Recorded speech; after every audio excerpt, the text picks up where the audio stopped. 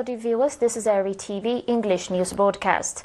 Wishing you a happy Independence Day. It's me Bersabe Takhla from the headquarters in Asmara. These are the major headlines for today. Official ceremony of Independence Day celebration conducted today, 24 May. Messages of congratulations continue. And Independence Day anniversary celebrations in Ansaba region and Sawa. On your local reports, official ceremony of the 32nd anniversary of Independence Day was enthusiastically conducted today, 24 May at Asmara Stadium under the theme Heroic Feat Anchored on Cohesive Ranks. The official ceremony was attended by ministers, senior government and PFDJ officials, army commanders, members of the diplomatic corps, religious leaders, as well as a number of invited guests. In his keynote address, pointing out that the 32nd anniversary of Independence Day is being celebrated at a historical juncture when Eritrea's independence, sovereignty and national cohesion have become more reinforced, and in the exorable march to achieve development and economic growth is proceeding at an accelerated pace, President Isaias said that the ploy that the forces of global domination, principally the Washington clique and its allies, have employed against the country's liberation and independence for the past 80 years that entangled 3 generations of the Eritrean people is to drive a wedge between Ethiopia and Eritrea and to instigate war insensately. President Isaias said that the promising development invariably impels the adversaries who opposes the country's independence, sovereignty, cohesion, development and prosperity to hatch new plots and revamp their toolkit of harassment, and that a latter will evidently require devising a different and judicious approach of challenge, mitigation or resolution.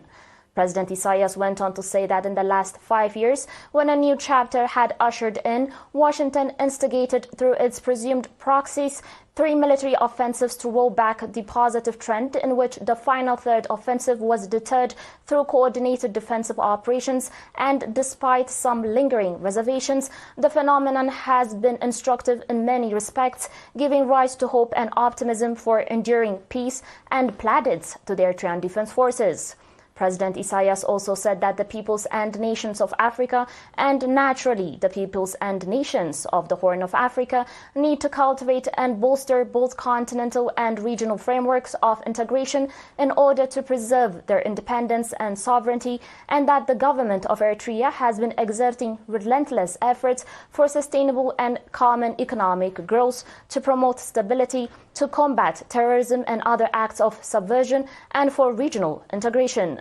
Noting that taking stock of various unfolding developments that instill hope and optimism with some worrisome instances, President Isaias said that the defunct NATO alliance led by the Washington clique and the financial alliance of the fractious European Union seem to be enveloped in futile attempts to resuscitate through intensive care their worn-out agendas of domination, and that is the current trend that might foment global instability.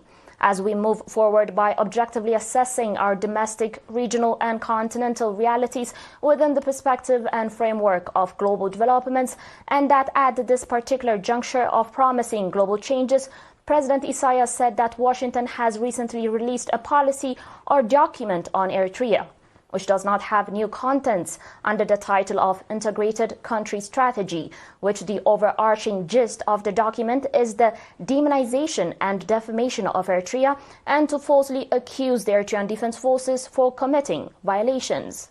Underlining that such reckless interventions, which are in contravention of international laws, that violate the independence and sovereignty of a people and that disrupt regional stability, do not only corroborate Washington's behavior.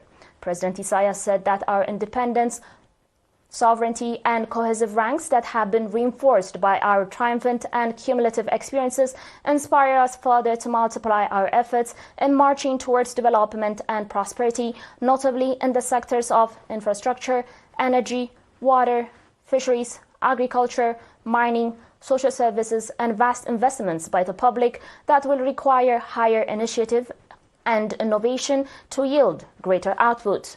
In his concluding remark, President Isaias said that against the backdrop of the hostilities, Eritrea will not be complacent or relax its vigilance to bolster its independence, sovereignty and national cohesion to a certain stability that is conducive for development, as well as in the tasks that must accomplish at the regional and international levels will also be pursued in tandem with and with the same vigor as our domestic priorities. At the occasion, the Independence Cup that commenced its 1 month-long itinerary in all 6 regions, carrying sacred soil from all historical places, was handed over to President Isaias. Ambassador Zemede Tekhle, chairman of the National Holidays Coordinating Committee, commended the warm reception the Eritrean people accorded to the Independence Cup during its 1 month journey across the country. Ambassador Zemede also expressed appreciation to those that contributed for the successful Independence Day events.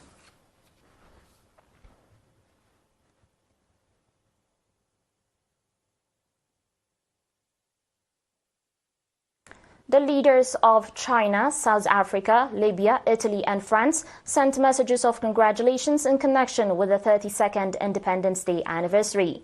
President Xi Jinping of the People's Republic of China, President Matamela Cyril Ramaphosa of the Republic of South Africa, President Dr. Mohamed Yunus Al-Menfi of Libya, President Sergio Mattarella of the Republic of Italy, as well as President Emmanuel Macron of the French Republic, wish good health to President Isaias Afwerki and peace and prosperity to the Eritrean people.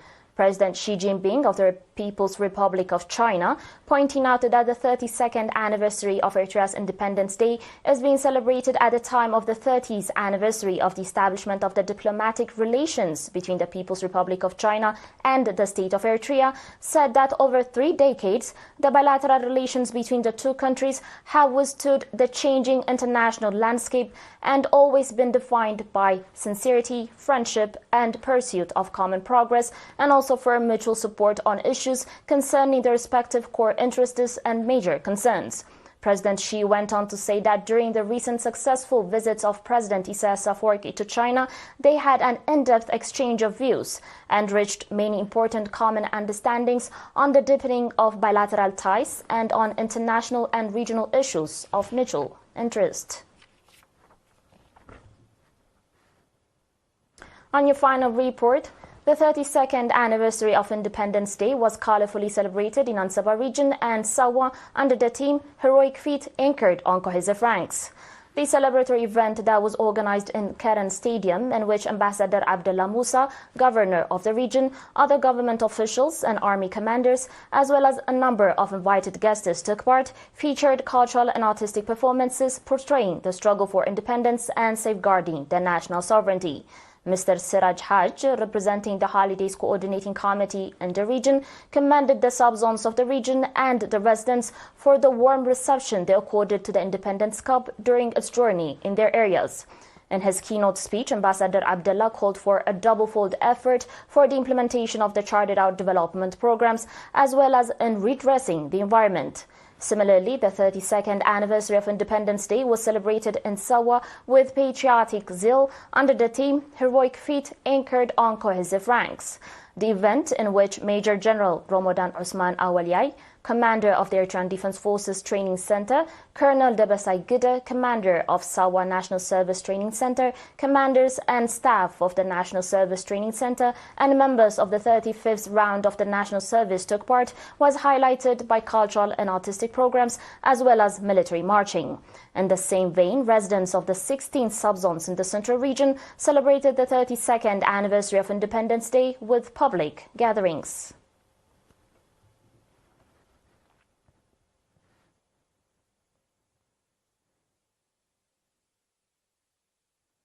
TV was a now recap of the major headlines. Official ceremony of Independence Day celebration conducted today, 24 May. Messages of congratulations continue.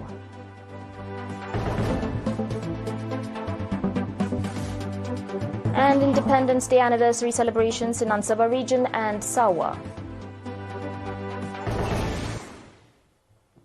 That was it for today. Thanks for watching, and again, happy Independence Day.